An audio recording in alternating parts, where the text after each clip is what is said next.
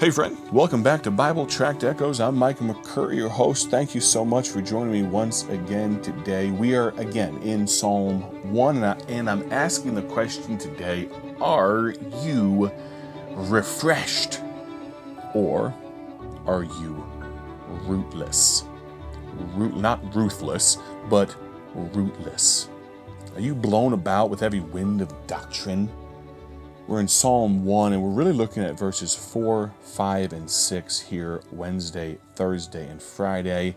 We're concluding this week a 2-week series in Psalm 1. My prayer is that it's a blessing to you. You're going to hear me talk about the importance of and the dangers of controlling our screen usage, our phone usage. It's something that absolutely, it's mutilating a lot of Christians' spirituality. So we need to be careful of this thing. You're also going to hear me in just a moment refer to some interns we recently had with us. What a wonderful group of young people these guys are. And they had such a great attitude throughout our intern project. We'll talk about that maybe more in the future. But I'm going to ask you to tune your hearts, your minds, to what the Lord has for us today. Are you refreshed or rootless? This message I preached at my home church not long ago. I pray it's a blessing to you. Listen now. Blessed is the man, verse 1 of chapter 1. Blessed is the man that walketh not in the counsel of the ungodly, nor standeth in the way of sinners, nor sitteth in the seat of the scornful. This is a happy, a joyful, a fulfilled man. We spoke a few weeks ago about Jesus talking about in the Beatitudes, blessed are the, and then we see a progression. He doesn't walk in the counsel of the ungodly. He doesn't stand in the way of sinners, nor does he sit in the seat of the scornful. The blessed man is known by what he does not do. And as we look at this thought, I asked a question that I don't know if I've asked these interns yet. Sometime over the next 6 weeks, I probably will ask them, but I probably know the answer from most of these young men. Who are your counselors? Who are people that invest in you? Who do you go to when you have a question? I ask the same question to you. If you have a question, biblical or otherwise, who do you go to? Pastor talked, I heard you say this many years ago from behind this pulpit, probably underneath that tent, talking about young people going to their peers for counsel, shared ignorance. But oftentimes we find ourselves when, I'll speak for myself, when we are most bereft, when we are most anemic, spiritually speaking, is when we find the worst counselors. We go to those that are sinners. We go to the scornful. And we talked about how a device like this is not the drug, this is just the needle. This is just the way the scorn of this world gets introduced to us. Think about TikTok and TV and all the rest. Very likely, if those are your counselors, then you're walking in the wrong counsel. If you're constantly feeding from scornful sources, you're sitting in the wrong seat. And we're not going to re-examine him, just by way of review. We looked at Daniel as our example. He purposed in his heart. He was not going to feed himself on the king's meat and drink the king's wine. And then we look at verse number 2. But his delight. So a blessed man is known by what he does not do, and the blessed man is known by what he delights in.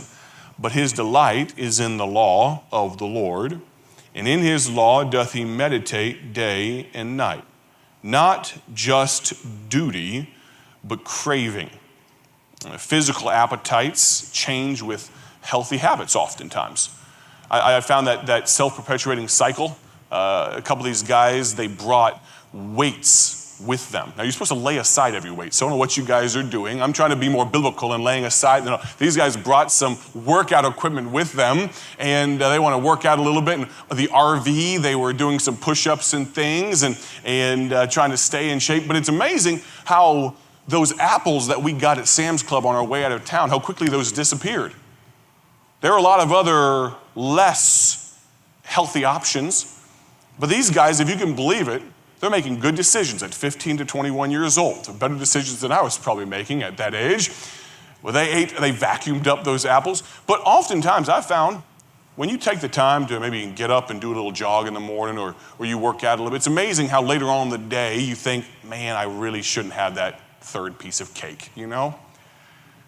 But our habits, but his delight is in the law of the Lord. Most Christians treat their Bible like a meal replacement shake.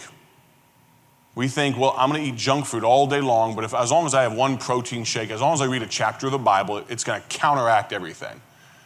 And I had said, and I think Brother Tim reminded me, that I don't even know that I had said it, but he reminded me that I did. He said that I said, you can't outrun a bad diet. Do you know how long it takes? You ever done those calorie counter things, or you're on the treadmill at the gym and you're watching those calories? They tick up so slowly. You can be there for 45 minutes. You're like, I'm not going to look. And you look down, 103. That's not the number I was looking for. And you eat one donut, and there's 375 calories right there. But I'll tell you, just like we were on the Indian reservation, I didn't hear anyone use this illustration about the Indian chief and which dog that he fed. I was a little disappointed. But you've heard that illustration. You have the white dog and you have the black dog, and the Indian chief's asked, which one wins? Well, the one that I feed. It's the same for our flesh, but his delight is in the law of the Lord. And we talked about Ezra and how he prepared his heart to seek and to do the law of the Lord. But then we looked at verse 3.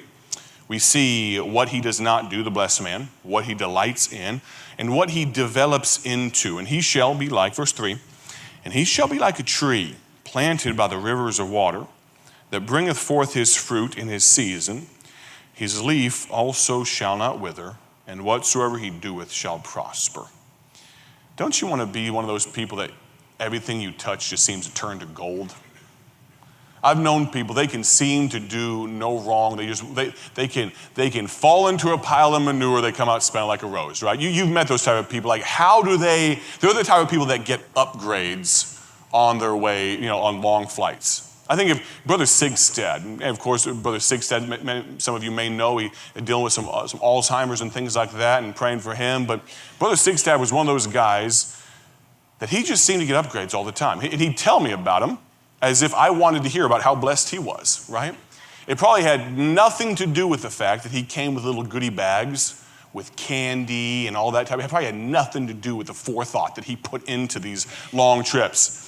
Knowing me, I'm going to get like an upgrade on like a 45-minute hop to Minneapolis or something like that when I need it on the 15-hour flight to Australia. But the blessed man, whatsoever he doeth shall prosper. Heard a pastor, actually Pastor Crone, pastor that runs the camp, Common Ground Baptist in Butler, Pennsylvania. And he has this saying, I'll try not to butcher it too bad. He said he has found, now he's been a youth pastor, Pastor Woodward, he was youth pastor for like 2 decades. He put in some time there. And now he's pastor for the last 15 years. So he's about 35 years in ministry. So he's in a lot of generations of teens. He's seen a lot of generations of families. He's now getting to pastor so many of the young people that were in his teen group. And he said he's known Christians that if there are 100 doors ahead of them, 100 doors to choose from, and there are 99 good doors and one terrible choice, they will find the one door that leads to destruction every time. But he said he's also known some people that could have 99 terrible doors in front of them, all bad choices, and there's one just gut shot. There's one just through the eye of the needle, one opportunity. And he's known Christians that they would choose because they're in tune with God. Blessed is the man, whatsoever he doeth shall prosper. They'll pick that one door. So the question is, which do you want to be? Well, if a blessed man is known by what he does not do, if he's known by what he delights in, if he's known by what he develops into, let's look at this evening, we're going to finish Psalm 1, some dangers to be aware of. Psalm 1, verse number 4 through 6. I'll read it aloud, you listen. Psalm 1, 4, 5, and 6. The ungodly are not so, but are like the chaff which the wind driveth away. Therefore the ungodly shall not stand in the judgment, nor sinners in the congregation of the righteous. For the Lord knoweth the way of the righteous, but the way of the ungodly shall perish. The ungodly are not so. Are not so what? They're not like verse 3. Verse 3, he shall be like a tree planted by the rivers of water. Verse 3 describes a healthy, a vibrant, a fresh, a refreshed Christian. But what do we see in verse 4? We see a rootless person. A rootless person. They're not like the tree planted and rooted by rivers of water. They are chaff. You know what chaff is? Chaff is just a byproduct of the process of getting that wheat. It's not a seed. You think, oh, chaff, it still has, no, the chaff isn't a seed. It's just a byproduct that is completely and totally useless. They actually throw the wheat up in the ground. They throw the grain up in the air so that the chaff can be purposefully blown away. And that's what the Bible describes the ungodly as. They have no roots. Trees survive storms because of deep roots. Chaff blows with the breeze. Whichever way the world goes, they go. Ephesians 4:14, the Bible talks about being tossed to and fro, carried about with every wind of doctrine. No stability, no foundation, nothing to anchor them in trials. I don't know about you, but I've been that way before. Something smacks you upside the head, and you feel like, well, wait, I got to get my bearing. See, we are not judged in our Christianity by the good days. It's when the bad days come that the true colors show. It's when you scratch the paint and you see what's underneath that really counts. It's those stressful days when you really just want to lash back and snap back at somebody. How rooted are we? Would the Bible consider us ungodly, or would we be a righteous, blessed man? The ungodly are not so. Now, as we conclude today's broadcast, I've got to ask, are you refreshed or are you rootless? Psalm 1:4, the ungodly are not so what? They're not grounded. They don't have durability. They're not like a tree planted by the rivers of water. No, but are like the chaff which the wind driveth away. Do you feel like you're getting just blown around? You're getting battered? You ever seen a flag just whipping in the wind? See what happens to the end of that flag? It starts to get a little frazzled, doesn't it? Threads start to come out. They don't last long when the wind's blowing that hard, do they? I wonder, is that where you are today? I pray you are refreshed. We're going to continue the thought tomorrow. We're going to ask this question: have you taken a step back?